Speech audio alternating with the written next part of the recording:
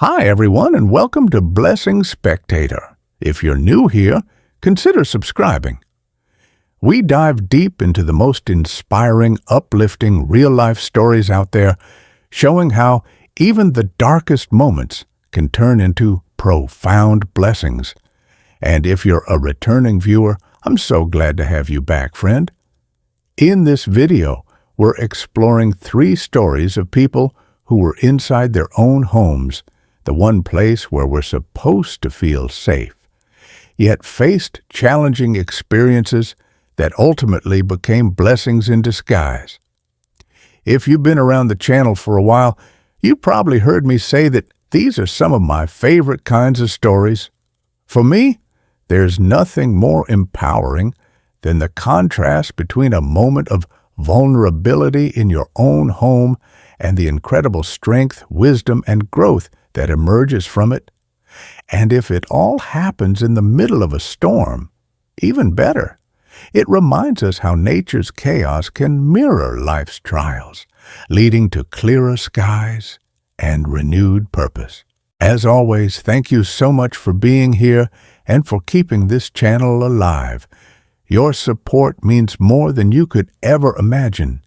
It's a true blessing to share these tales of resilience with you. Now, dim the lights, get comfortable, and let's head back into the mountains of Appalachia. And remember, while these stories touch on difficult moments, they highlight the light that follows. Viewer discretion is advised, but hope is guaranteed. Story 1. One of my neighbors broke into my house, by Elisa McCarthy. There are moments in life that test our resolve and distort our sense of time, but they also have the power to transform us, revealing inner strengths we never knew we had. This was one such moment for me, a hidden blessing wrapped in a challenge. This happened a little over 3 years ago, but many times it feels like it was only yesterday. Yet looking back, I see how it shaped me for the better. At the time, I lived alone in a 1-story ranch house at the edge of a quiet rural town in West Virginia. It was a kind of place with long stretches of empty fields between houses and a single road in or out. If you've ever heard of this part of the country, then you know exactly what I'm talking about. Areas that aren't just a little isolated, they're genuinely forgotten in the middle of nowhere. Places where self-reliance becomes a daily blessing. The house itself was small and plain, but it was mine. And since I had bought it with my own money, I loved it deeply. It was a symbol of my independence and hard work. 2 bedrooms, a narrow hallway that led to the kitchen and living room, and a crawl space under the floor that I never really used. The best part of the house for me was the backyard, which pointed directly at the forest, a serene view that always reminded me of nature's quiet gifts. It was early autumn, and the nights were starting to get cold. In fact, on this particular night, it was raining heavily outside, and I loved that. I was comfortable and warm inside the house, listening to the rainfall, which felt like a soothing symphony from above. That evening had been uneventful. I'd made dinner, done some work on my laptop, and then just drifted into scrolling on my phone. By around 10 o'clock, the entire place was silent except for the faint hum of the fridge and the rain outside, a peaceful backdrop that I now appreciate as a moment of calm before growth. Outside, it was pitch black. No streetlights out there, just a thin moon. After dark, no one goes out in this area. And because of that, if you look outside, the feeling of isolation is even stronger. But it's also a reminder of the blessing of solitude, where one can truly reflect and connect with oneself. One thing that's important to say is that even though we live in a small community where we all know each other and trust one another, everyone locks their windows and doors after dark. There are countless myths about creatures from the forest that can enter your home if you don't lock your doors. Not that I believed in those things, but just the act of locking everything gave me a sense of security, a simple habit that, in hindsight, was a small blessing protecting what was to come. So by this time, I had already locked the doors and windows. I remember glancing at the time, 10:42 p.m., the time I usually went to bed. I had just closed my eyes when I heard it, a dull, slow scrape along the siding of the house. Not like wind, not like an animal. A long, deliberate drag of something hard against the outer wall. I held my breath and waited, but it stopped as suddenly as it had started. The rain continued to fall heavily. After a minute of silence, I told myself it had to be a tree branch or maybe some animal brushing by, potentially some animal trying to protect itself from the rain. So I rolled over, trying to ignore it, trusting that all would be well. Maybe 10 minutes passed before I heard a faint metallic sound from the kitchen. It wasn't loud, but it was distinct, the subtle shift of a lock or a handle. This could no longer be an animal. So my heart started pounding, and I sat up, straining to listen. Another soft noise followed, like someone stepping carefully across the tile floor. I couldn't ignore it. No one had ever entered my house before, but I had no doubt someone had come in. I wasn't alone anymore, yet in that moment of fear, an inner strength emerged, a blessing of quick thinking that would save me. I slipped out of bed, bare feet, and crept to the bedroom door. My house had no creaky floors, but even then, I moved as lightly as possible. Probably something we all do instinctively when we need to protect ourselves. Then I leaned out into the hallway. It was completely dark except for the faint glow of the router in the living room. I stayed there for what felt like forever. The only sound was the rain outside and my own heartbeat, a rhythm that reminded me I was alive and capable. Then from the far end of the hall, near the kitchen, came a slow, deliberate breath. This was really happening. Someone was inside my house. My brain was processing this information without truly processing it. But deep down, I felt a guiding force urging me to act wisely. I shut my bedroom door as quietly as I could, locked it, and backed toward the window. My phone was still on the nightstand. I grabbed it and immediately dialed 911. Then I crouched down, listening.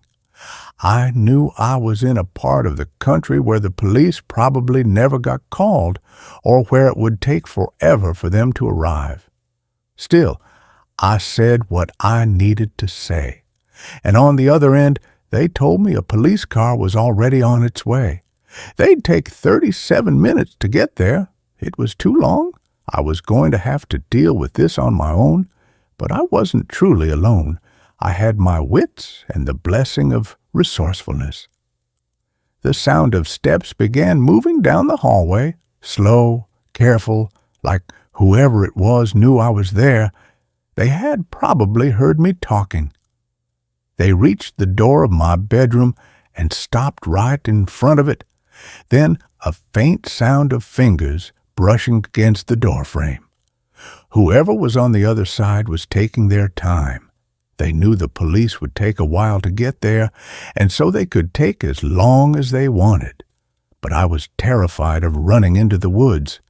Years earlier, something had happened to me out there at night, and just the thought of fleeing in that direction made my stomach knot.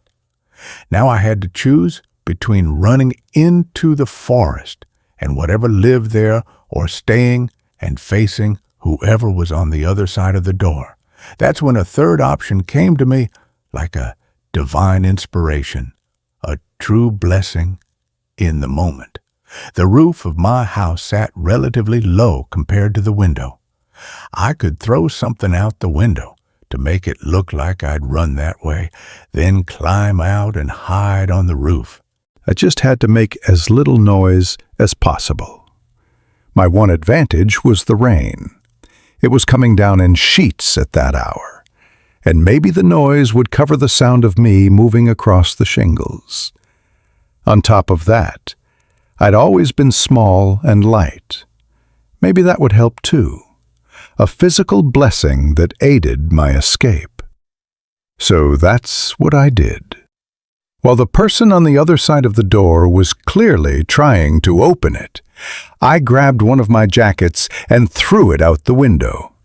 Then, holding on with more strength than I thought I had, I pulled myself up onto the roof of my house. The relief of not falling was enormous.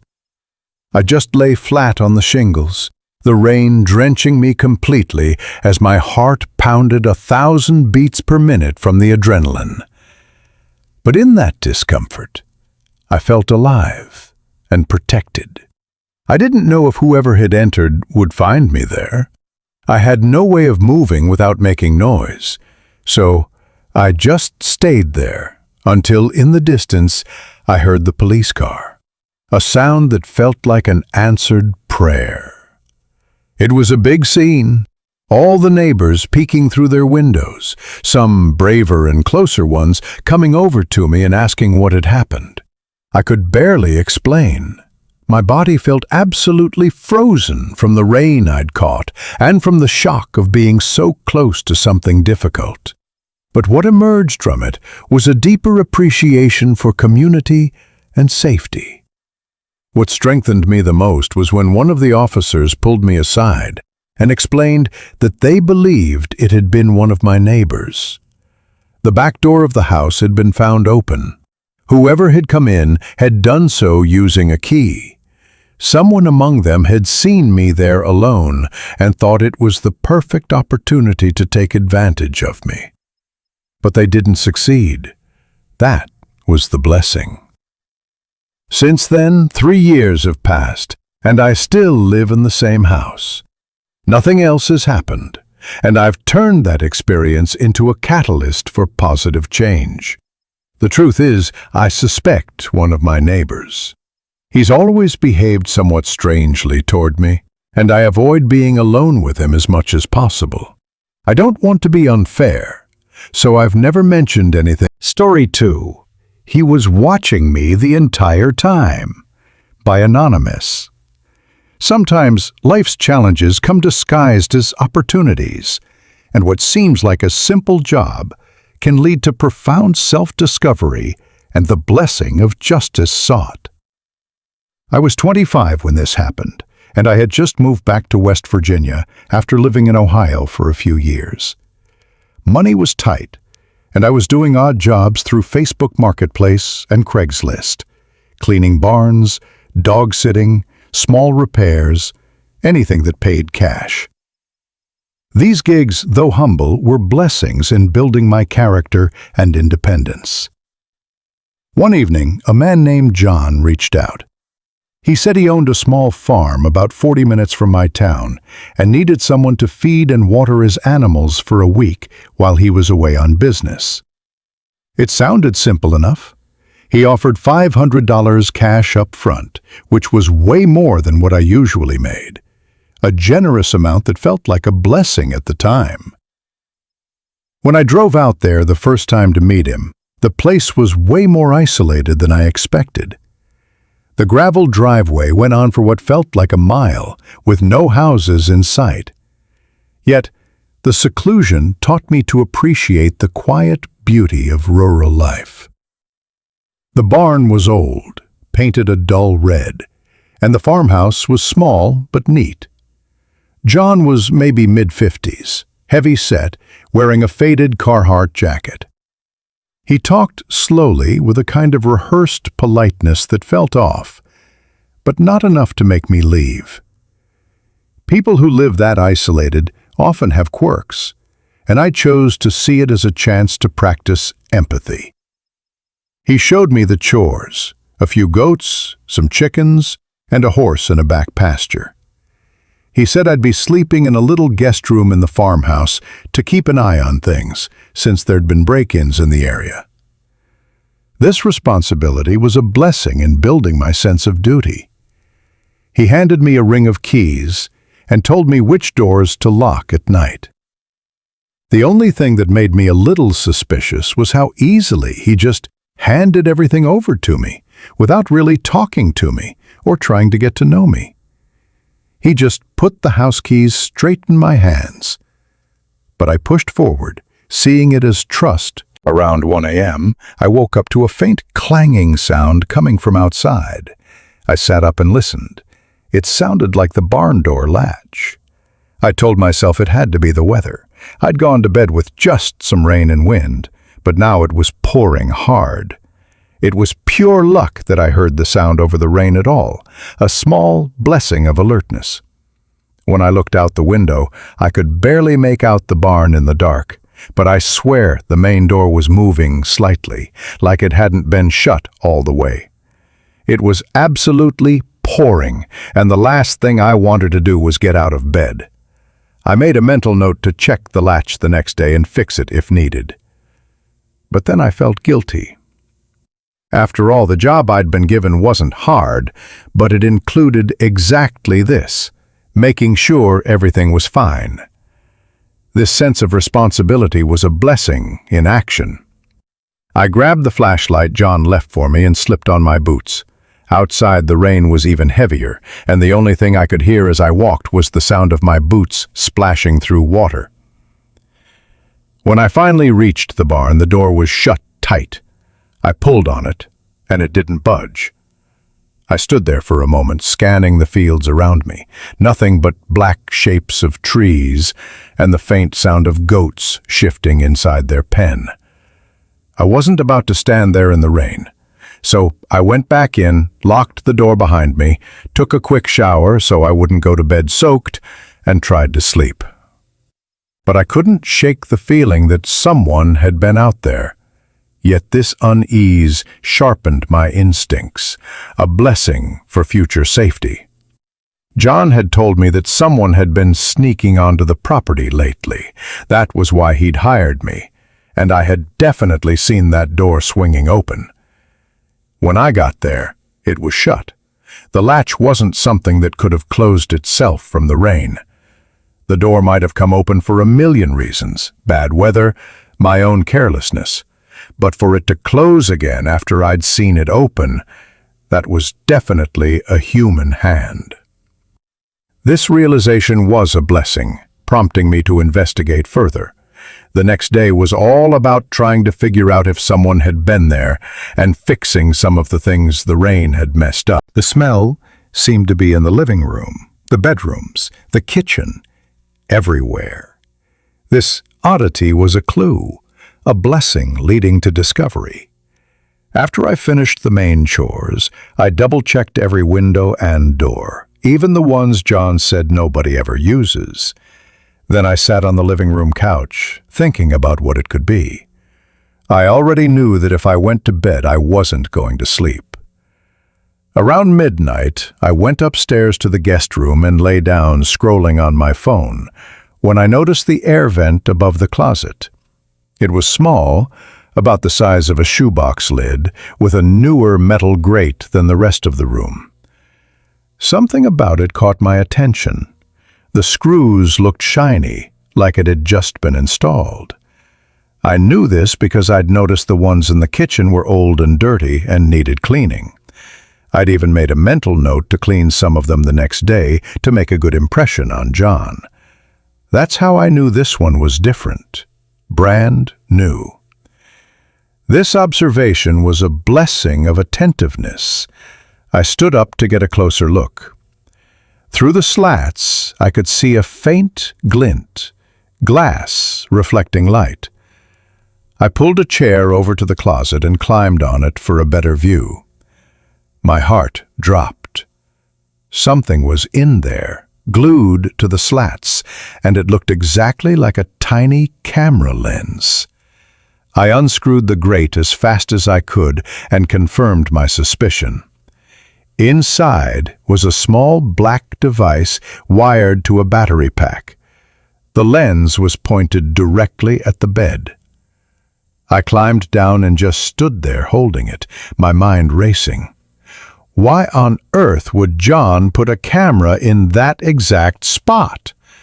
I mean, I could have understood if there were cameras in other parts of the house. After all, he didn't know me and maybe wanted to make sure I wasn't stealing anything. But a camera aimed straight at my bed? That made no sense. Or, actually it did, if his intentions were completely twisted. But uncovering this was a blessing, preventing worse outcomes. I felt furious, violated. Not because I'd done anything in that bed, but because just the thought of someone watching me at my most vulnerable while I slept was sickening. It was disturbing, but confronting it head-on was a blessing of empowerment. I started yelling at him, calling him a coward, telling him to face me, but he just stayed crouched there like he was ashamed of what he'd done. Music. This moment of standing up for myself was transformative. I left right then. Even though it was pouring rain outside, I knew I was safe in my decision. The next morning, I called the police and reported everything. What they told me floored me, but also validated my actions. They already knew something was going on. They'd gotten another complaint just like mine before, but there was never any proof and nothing they could do. Still, I begged them to go there to check the attic. I assumed they did, but I never heard another word from the police after that. By then, he probably had already destroyed or hidden whatever evidence was left. Yet, this experience was a profound blessing. It taught me to trust my instincts, seek help when needed, and recognize red flags and opportunities. It made me stronger, more vigilant, and grateful for the supportive systems around us. In the end, what could have been a nightmare became a story of personal growth and the blessing of escaping unharmed, inspiring others to stay aware in isolated places like West Virginia's beautiful farms. Story 3. The Night They Came for My Uncle. By John K. Life's unexpected trials often reveal the deepest bonds and inner fortitude, turning potential tragedies into blessings of family, courage, and renewal. I was spending a long weekend at my uncle's cabin in the Blue Ridge Mountains. He'd built it himself back in the 80s. One of those places that looked small from the front, but stretched out in the back with wraparound porches, low tin roofs, and walls lined with dark wood. He let me stay there sometimes when I wanted to get away. It was supposed to be peaceful, and ultimately, it became a blessing of deeper appreciation for that peace. It had been raining all day, a thin mist rolling between the trees, but by sunset, the sky broke open and the rain was pounding like nails on the roof. The closest neighbor was a mile downhill. No cell service unless you stood in the driveway with your phone tilted at just the right angle. This had been a decision my uncle had made, and one that I obviously respected. The cabin was like a sanctuary where bad news didn't reach. The mountains and the rain made everything sound even more magical. I guess it's kind of a universal experience to enjoy being warm inside when the outside world is in turmoil, a simple blessing we often take for granted. Inside smelled like cedar and old ash from the fireplace, a comforting aroma that grounded me. The power had already flickered twice, and I'd lit some candles just in case. It was the kind of night where you expect the power to go out, but it prepares you for adaptability. I sat on the couch scrolling through old photos I'd downloaded. I'm a photographer by profession, and that trip to the cabin wasn't just to get some peace, but also a bit of inspiration for a photo shoot I'd been offered. A creative blessing in the making. The first thing that got me uneasy was the dog. My uncle's mutt Penny was usually dead asleep by 9 o'clock, especially when my uncle wasn't around. She would stay quieter and not in the mood to play. But that night, she was sitting up near the sliding glass door, ears straight up, tail still. She wasn't barking. She wasn't even growling, just staring out into the black backyard like something was out there. When I was younger, I had a cat that in the worst moments would start staring at the walls or into the dark, like he could see something we couldn't. Penny reminded me of him, and I'll admit, I felt a slight shiver. Either way, it wasn't a reason to panic, but it was a blessing, as her alertness warned me early. So I got up, thinking maybe a deer or some other animal had wandered close and slid the curtain back an inch. Nothing but trees, rain, and the faint glow of my reflection in the glass. But the moment I was about to close it again and go back to the couch, the security light on the back porch clicked on, which only happened if something moved out there. Once again, it could have been any number of animals. So, even though I didn't love the idea, there was nothing to do but believe it was nothing serious. So, I closed the curtain and sat back down. But Penny didn't move. She stayed in the exact same alert position, her loyalty a true blessing. A few minutes later, the power cut. Music, dead quiet, except for the rain hammering the roof. Like I said, this was totally expected. In fact, the candles had already been burning for a while, so I wasn't completely in the dark. A preparedness that was a small blessing. There was some kind of draft inside the house, probably a small crack in the wall. I didn't feel cold, but the candle flames wavered, creating all kinds of shadows on the walls, beautiful in their own way, like nature's art. I grabbed the flashlight, clicked it on, and went to check the breaker box in the little hallway closet. The breakers were fine. The power was just out. Out of habit, I opened the back door to see if the porch light was still working off its battery. It was. But the porch itself wasn't empty anymore. There were boot prints in the wet wood leading from the steps to the sliding door I just peeked through. And they weren't mine. I swear the simple sight of them gave me a mini heart attack. And I needed a few seconds just to breathe properly again. I needed to stay calm, think concretely and practically, but the idea that whoever it was had been standing at that door tested me. The cabin had incredibly weak walls. It was just old wood separating me and Penny from whoever was outside. Yet, this vulnerability highlighted the blessing of quick action. I shut the door quietly, locked it, and killed the flashlight. I backed into the kitchen trying to think. The only phone was in the guest room upstairs. Anyway, I don't even know why I wanted the phone. The police would take forever to get there if they even came. But I trusted in help, arriving somehow. I started up the stairs anyway, each step slow. Penny followed at my heels, a faithful companion, her presence a blessing. Halfway up, I heard it. Wood cracking outside. Slow, deliberate steps on wet gravel. Whoever it was moving around the cabin now. I climbed the rest of the stairs, went into the room, and shut the door behind Penny.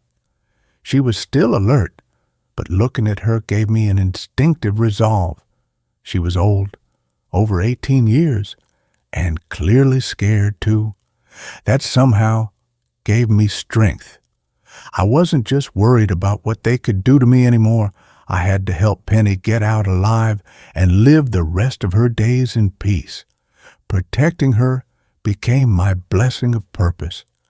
I went to get the shotgun my uncle kept under the bed, locked Penny in the room, and went back downstairs.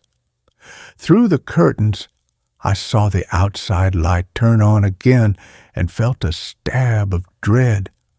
I had hoped whoever it was would give up, but they were still there, gathering courage, an inner blessing.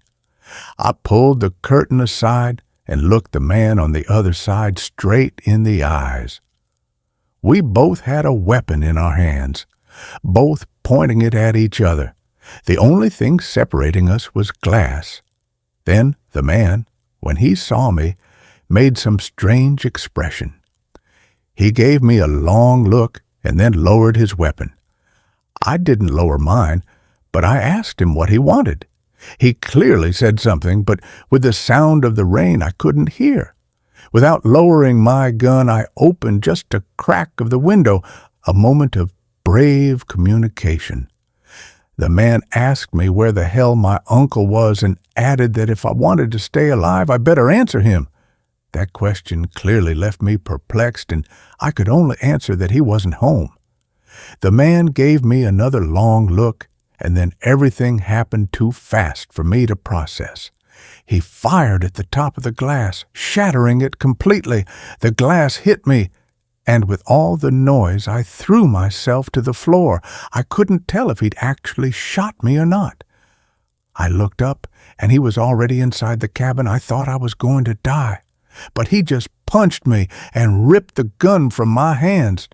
Then he started running through the cabin, opening every door until he found the one where Penny was. I could only beg him not to hurt her. He turned back until he was next to me again. He told me he'd be back for my uncle, then simply left through the same window he'd come in. In that chaos, the fact that he left without further harm was an immense blessing, sparing lives and allowing escape. When I regained some strength, I got up, put Penny in the car, and drove back to town to file a report. The police came with me, took my statement, and even made a sketch of the man I'd seen. I don't know what my uncle did. He never told me anything, but I know he recognized the man in that sketch. He just apologized and said the cabin would have to stay empty for a while. This mystery, while unresolved, strengthened our family bond, a quiet blessing. It's been 7 years since then, and he still hasn't told me a thing.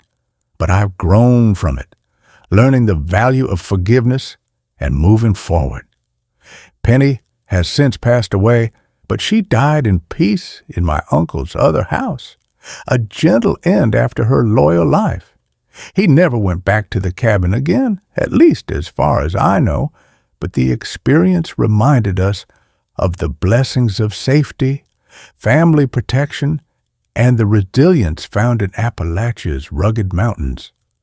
What started as a night of fear became a story of survival and deeper connections, a true blessing in disguise.